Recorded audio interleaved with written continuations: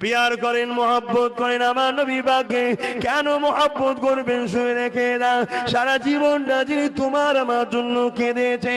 এ যুবকেরা আজ কাঁদছে, কিয়ামতের দিনও কাঁদবে। আল্লাহ নবী একদিন কাবা শরীফ তওয়াফ করতেছিলেন।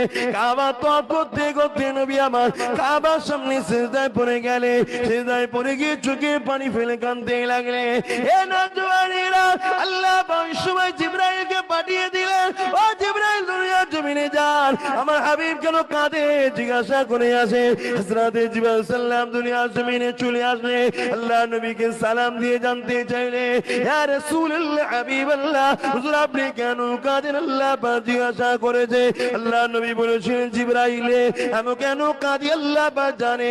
তোমার মাধ্যমে যখন সিলসিলাটা জারি করেছে, তোমার মাধ্যমে যখন খবরটা পৌঁছাতে দিয়েছে, এ জিবরিল শুনে রেখে দাও, আমি নবী যখনই কেঁদেছি আমার গুনাহগার উম্মতের জন্য কেঁদেছি।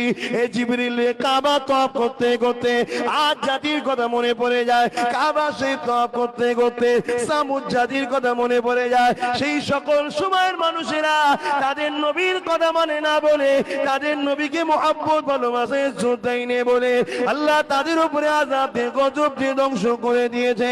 এ হযরতে জিবরাইল আমার উম্মতের মধ্যে থেকে এক